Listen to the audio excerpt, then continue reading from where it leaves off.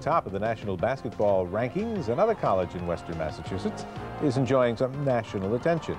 Mike Lynch with Sports Up next.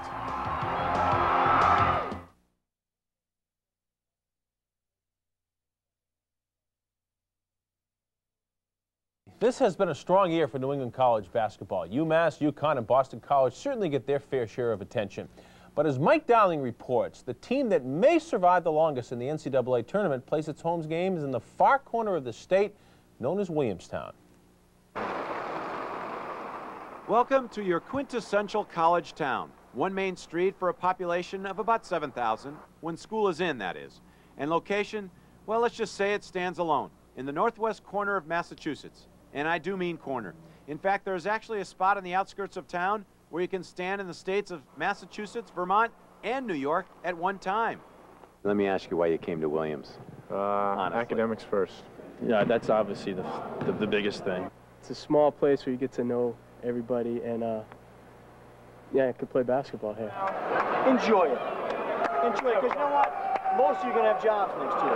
Let's go. But for the past 32 years, there has been a limit to that playing. Specifically, none of Williams' 31 varsity teams has been allowed to advance to NCAA tournament play. The playoff formats had no relationship to academic schedules and went on for weeks during the weekday and on weekends. The story is that back in the 60s when Williams went out to Ohio and played Wittenberg and lost, that some of the administrators that are along on the trip thought that, you know, perhaps some of the fans involved with the activity were a little bit too exuberant, and thought that perhaps in the future Williams need not participate in that type of an event.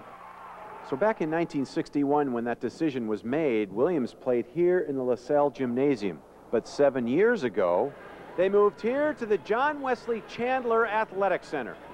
First a new arena, and now they have a chance to go to the NCAA tournament.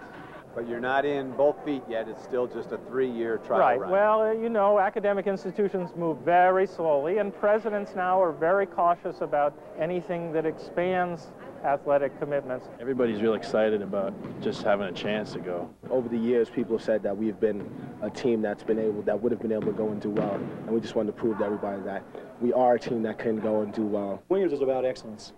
And if we have, I mean, we're not telling a trombone player in the Berkshire Symphony to hit a bad note every once in a while so they're not too good.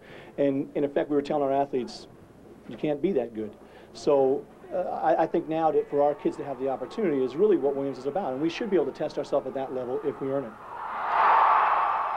And so far they have been earning it. Behind Brookline's Noah Clark, number 15, and Rentham's Matt Freeman, number 34, the Ephs are 14-1. After last night's 91-89 win over rival Hamilton, to keep them right on track for their first bid to the NCAA tournament in 32 years. If we go, it's not going to change these kids' lives. It's just another educational opportunity that they can have to test themselves at the best level.